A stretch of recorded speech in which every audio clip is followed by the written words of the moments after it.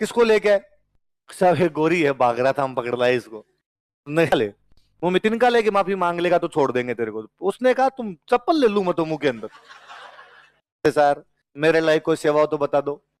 सेवा की तार पृथ्वीराज की एनिवर्सरी आई तो बुक और भेजा कि सर तराइन का दूसरा युद्ध युद्ध नहीं विश्वासघात था।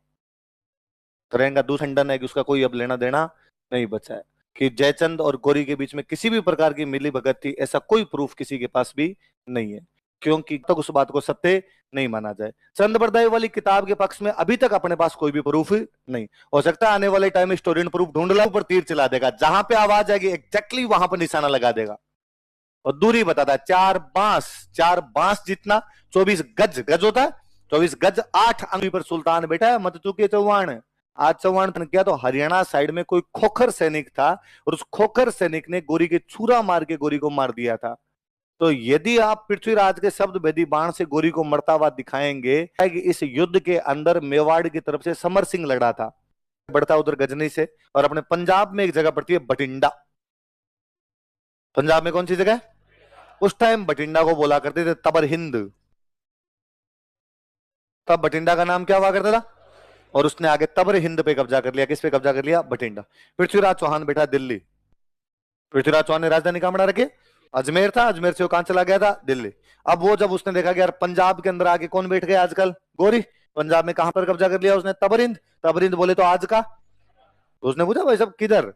मुंह उठा के चले आ रहे हो, नाथी का बड़ा थोड़ी इधर, ऐसे कैसे घुस सकते हो तुम?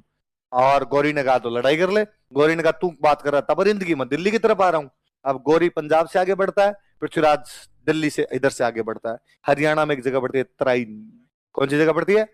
तराइन के अंदर दोनों आमने सामने। चौहानों तथा गजनी के राजाओं के बीच लंबे समय से दुश्मनी चली आ रही थी। अच्छा, इधर पृथ्वीराज तो अपने साम्राज्य का विस्तार नहीं करना चाहता, उसका तो हो रखा है, लेकिन गौरी तो करना चाहिए रहा, तभी तो इधर आ रहा है। युद्ध होता है तराइन के अंदर और युद्ध में पृथ्वीराज गौरी को ढंग से हरा देता है, वो ढंग से पीट देता है इस युद्ध के अंदर। ऐसा माना जाता है, ऐसा कहा जाता है कि इस युद्ध में गौरी को गिरफ्तार कर लिया गया। क्या कर लिया गया? और गौरी को गिरफ्तार करके लेके आए। पृथ्वीराज चौहान अपने दरबार के अंदर बैठा हुआ, कौन है रे, किसको लेके आए? सब ये गोरी है, भाग रहा था, हम पकड़ लाए इसको। नहीं है क्या गोरी? लाओ लाओ आगे लाओ इसको। और गोरी जी क्या हाल है आपके? और गोरी रोया बापड़ा जोर जोर से। और गांव में कहते हैं लड़कियां जब विदा होती है कि भाई ढां ढां करके रोई, वैसे रोया गोरी। और गोरी ने कहा मैं तुम्हारी काली गाय हूं, मैंने धूड़ खाई जो तुम्हारे इधर तबरिंद आ गया, मैं आइंदा के बाद मैं तुम्हारी तरफ आंख उठा के नहीं देखूं, बापूड़ा एक बार जाने दे रहे। और जैसे उसने माफी मांगी, माफी मांगने के बाद पृथ्वीराज ने कहा कि छोड़ दिया जाए। मंत्री मंत्री बैठे थे, उन्होंने अरे अरे क्या कर रहे हो, क्यों छोड़ दिया जाए? जेल में डालो। पहली बात तो मार दो, आज ही मारो इसको, साइड में ले जाके झटका कर लो इसका शाम को, या कम से कम जेल में तो डालो इसको। और नहीं नहीं छोड़ना नहीं इसको। पृथ्वीराज ने कहा क्यों? तो कहा यार ये वापस आएगा और वापस आके लड़ाई करेगा। पृथ्वीराज मुस्कुराए उनकी तरफ, क्या इसका मतलब मेरे मंत्री अब डरने लग गए हैं, उनकी तलवारों में जंग लग गया है, जो दोबारा युद्ध का सामना नहीं कर पाएंगे? मंत्री ने सब ये तो कोई बात नहीं है, तो क्यों छोड़ रहे हो? पृथ्वीराज ने कहा इसका मतलब मेरे मंत्री इस बात को भूल गए कि भारत की हिंदू संस्कृति ये कहती है कि दुश्मन माफी मांग ले तो उस पर आक्रमण नहीं किया जाना चाहिए। भागते हुए दुश्मन की सेना पर किसी भी प्रकार का आक्रमण, जब हमारे पूर्वजों ने इन बातों का ध्यान रखा तो मैं अपने पूर्वजों पर लांछन लगाऊं? ये नाक रगड़ रहा है, मुंह में तिनका लेके माफी मांगने के लिए तैयार है। अपने सबसे बड़ी माफी होती थी कि जो माफी मांगा तब कहते मुंह में तिनका ले, मुंह में तिनका लेके माफी मांग लेगा तो छोड़ देंगे तेरे को। उसने कहा तुम चप्पल ले लू मैं तो मुंह के अंदर, तुम कहोगे वैसे करूं, तुम छोड़ो तो सही मुझे एक बार। यार ये गिड़गिड़ा रहा है अपने सामने, और ऐसे आदमी को कैसे मारा जा सकता है? और छोड़ दिया जाए, और दोबारा आएगा, दोबारा लड़ेंगे और हथियार लाएंगे, इस बार नए हथियारों से लड़ेंगे, नए तरीके से लड़ेंगे। और तुम्हें डर लगता है?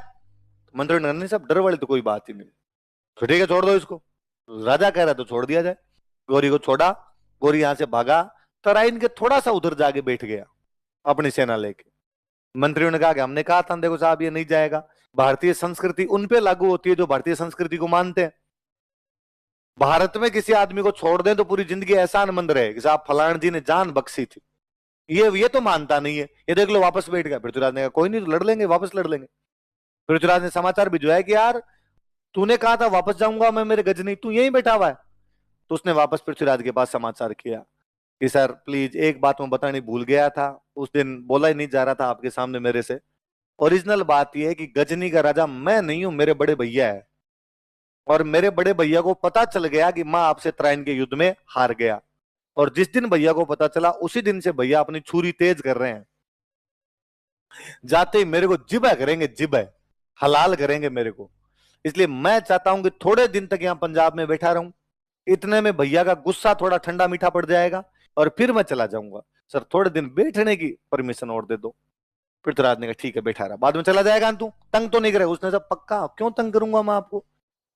फिर भी पृथ्वीराज को इनको लगा क्या पता ये तंग करे, आगे बढ़ने का प्रयास करे। तो ये भी तराइन में जाके बैठ गए वहां पे। तराइन के थोड़ा सा उधर वो बैठा हुआ है, तराइन के थोड़े से इधर ये बैठे, वहां पर जाके आमने सामने बैठे हुए। और गोरी ने वाकई कोई तंग नहीं किया। साल भर गोरी चुपचाप उधर सामने बैठा रहा। उल्टा सुबह शाम कभी मॉर्निंग वॉक में मिल जाता, नमस्ते और गया, नमस्ते सर, मेरे लायक कोई सेवा हो तो बता दो। श्रेयोंकिता और पृथ्वीराज की एनिवर्सरी आई तो बुके और भेजा कि सर भाभी जी को भी मेरी तरफ से नमस्ते बोलना। पृथ्वीराज को लगाया ठीक आदमी है, ज्यादा यू परेशान करने वाला आदमी तो नहीं है। अब पृथ्वीराज ने अपनी सेना कम करनी शुरू की वहां से। पृथ्वीराज की गुजरात वालों से नहीं बने, एमपी वालों से नहीं बने, यूपी वालों से नहीं बने। डरता कि यार अपने कहीं पंजाब बैठे हैं, उधर वाले अंदर घुस जाएंगे। तो अपनी सेनाओं को उधर भेजना शुरू किया। एक सेनापति का तू गुजरात संभाल, तू यूपी संभाल, तू एमपी संभाल। तो सर यहाँ यार अटैक तो हो नहीं रहा, बैठे तो रहना, मैं बैठा हूं। गौरी इसी दिन की ताक के अंदर था। मुसलमान राजाओं की एक बहुत अच्छी खासियत थी, वो किसी भी युद्ध से पहले दुश्मन की पूरी जासूसी करवा लिया करते। कितना पुदीना अगले के पास में। और अब गौरी को एक एक बात का पता था कि उसके कौन से सेनापति पृथ्वीराज के साथ है और कौन से सेनापति यहां से वापस चले गए। उसे यह भी पता था कि ये कब उठते हैं, कब जागते हैं, कब सोते हैं, क्या खाते हैं, क्या पीते हैं। उसके पास पूरी जासूसी थी। और एक दिन उसके पास पूरी पुख्ता न्यूज थी कि एक रात को पृथ्वीराज तथा उसके सैनिकों ने लेट नाइट पार्टी की। 3:30 दारू वारू पी के सोए। वो सुबह सुबह अचानक 5 बजे हमला करता जब सेना सो रही थी। सोते हुए काट दिए थे। आधे उठ पाए, आधे उठ नहीं पाए। कोई घोड़े पे बैठ पाया, कोई घोड़े पे नहीं बैठ पाया। तराइन का दूसरा युद्ध युद्ध नहीं विश्वासघात था। तराइन का दूसरा युद्ध युद्ध नहीं विश्वासघात था। दूसरे युद्ध के अंदर गौरी जीत जाता है, इस बार नहीं था। कहां पड़ा उस पन्ने को फाड़ देना आज, अब नहीं था। चलो और कोई सवाल। क्लियर की थी। हिस्ट्री में खूब सारे वर्जन होते हैं, आप किसी एक वर्जन को पढ़ के आए हो। अपने पढ़ना होता है मिली जुली चीजें। उस वर्जन का इतना खंडन है, इतना ज्यादा खंडन है कि उसका कोई अब लेना देना नहीं बचा है। कि जयचंद और गौरी के बीच में किसी भी प्रकार की मिली भगत थी, ऐसा कोई प्रूफ किसी के पास भी नहीं है। क्योंकि गौरी ने त्राइन के युद्ध के ठीक बाद जयचंद को युद्ध में मारा है। यदि गौरी और पृथ्वीराज गौरी और जयचंद के बीच में किसी भी प्रकार का अलायंस होता तो क्या गौरी जयचंद के खिलाफ हमला करता। जबकि जयचंद गौरी